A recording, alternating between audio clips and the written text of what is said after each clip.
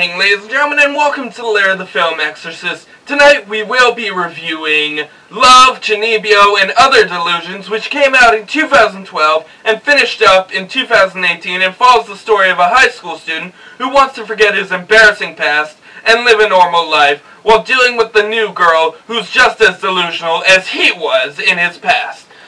The crew consists of director Tatsuya Ishihara. It was produced by Iharu Uhashi, Shigeru Saito, and Shinichi Nakamura. It was written by Juki Hanada, and music was done by Nijini, and it was created by Kyoto Animation.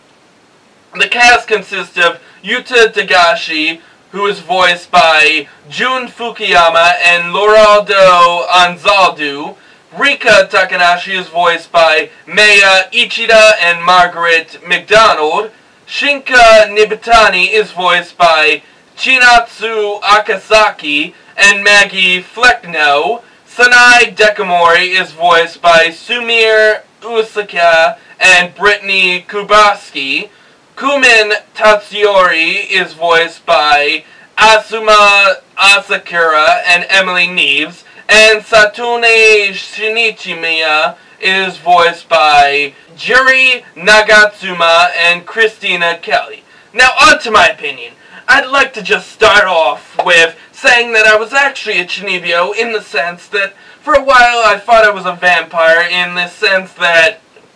those people would drink their own blood whenever they got a cut, and nowadays I still can't handle the sun because it's just so damn bright. And yes, it sounds weird, but I'm not embarrassed in the least about it. And my reason for saying this is because I can kind of relate to Rika and her love of the dark world, because I love horror movies, I loved vampire movies, and nowadays I'm into all the dark medieval games like Terra and Black Desert, which are pretty fun games to play if you haven't played them already. But, moving on, now we also learn about the weird relationship between Rika and her older sister, which actually reminds me of the relationship between Nani and Lilo in Lilo and Stitch, from how the sister tolerates Rika's weird activities, but also tries to be the mature one and try to get her to do the same, which we witness in episode 2 and throughout the series of the show. Then there's the odd friendship between Rika and Yuta, to which I mean, Yuta just wants to live his normal life without anyone knowing about his time as the Dark Flame Master, and Rika, who wants to reawaken his dark side and forever live her life as the keeper of the Wicked Eye. And through their many adventures and encounters, they actually start to care about each other, to which it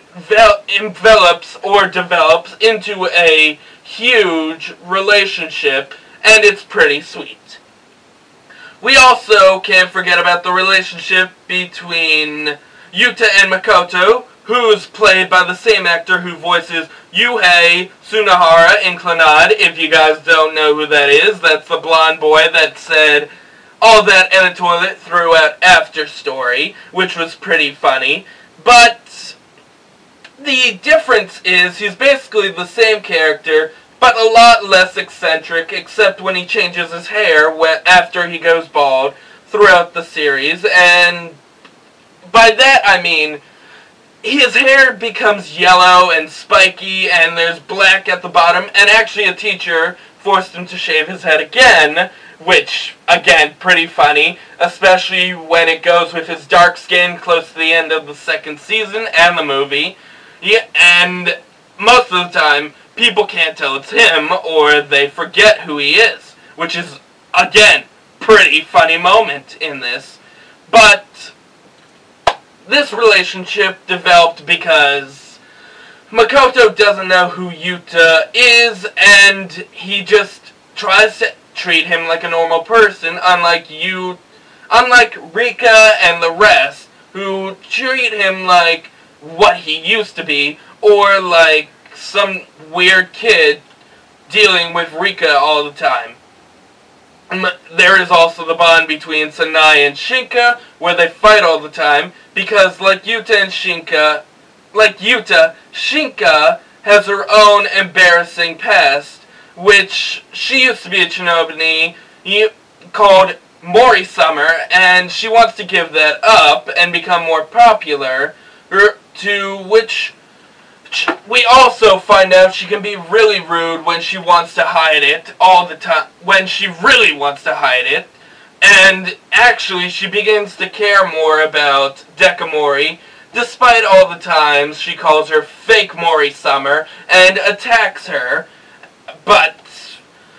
we also see during the 11th episode of the first season and throughout the series that she actually tries to comfort Dekamori after Rika decides to give up her delusions for a while. And then there's the Christmas special where they accidentally kiss, which is, again, pretty funny, especially since it comes back up in the last movie. We also have the sole member of the Napping Club, Kumin, who aside from being a really cute girl, she can also be pretty funny whenever she tries to understand Sanai and Rika when they go into their delusional rants, and she also falls asleep a lot during their club meetings due to her love of napping, to which we learn during the second season that she also takes it pretty seriously when she explains the rules of a napping competition and ends up saving the club by winning one of said competitions. But she also has this ability to talk in her sleep, which ends up in us seeing a lot of great responses, like when she rejects Makoto during the school festival when he asks her out, which Guy took a lot of guts to do because he did it on stage, and it's sad that she rejects him. And that's another reason why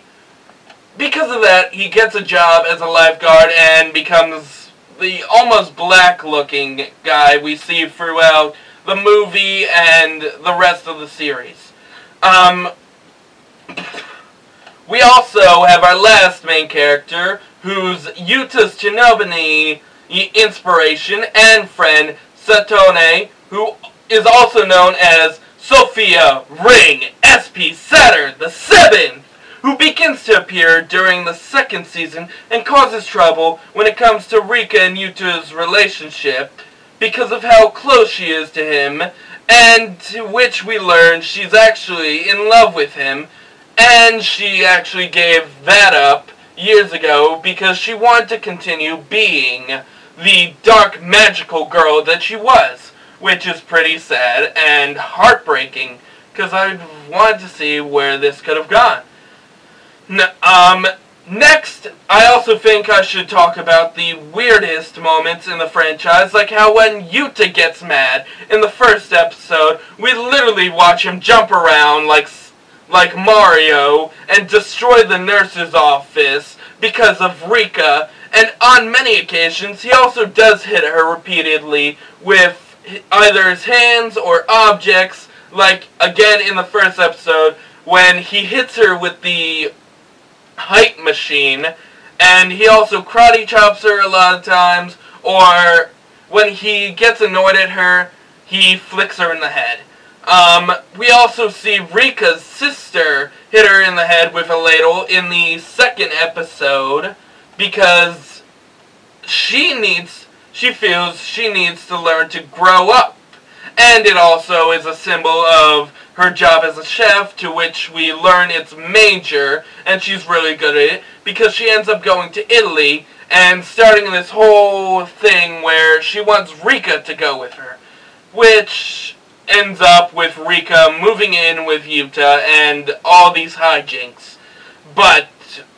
actually, one other major crazy thing in the series would have to be the many big battles between the main characters, which, when shown, are actually pretty cool because the creators take them to a whole new level with this great big battlefield and all this magic and these giant weapons, to which one of them would be Mjolnir, Sanai's main weapon, which is, in the delusional world, is just a giant hammer that can shoot out magical power, where in the real world it's just her hairballs. Yeah, I said that. And lastly, let's not forget to talk about the movie that came out in January of last year, which some might claim it's your typical couple eloping story, but it really isn't. And what I mean by that is during this story, we finally get to see Yuta and Rika's first kiss, and we also get to enjoy a wedding, which is actually Rika's older sister's wedding.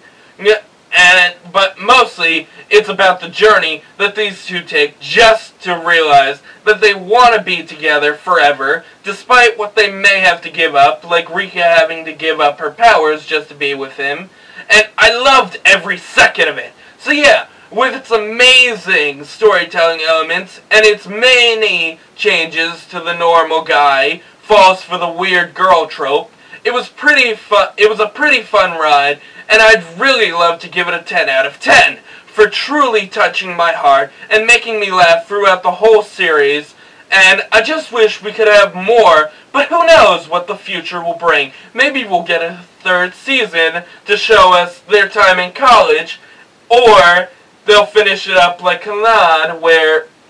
we actually get to see Rika and Yuta get married. But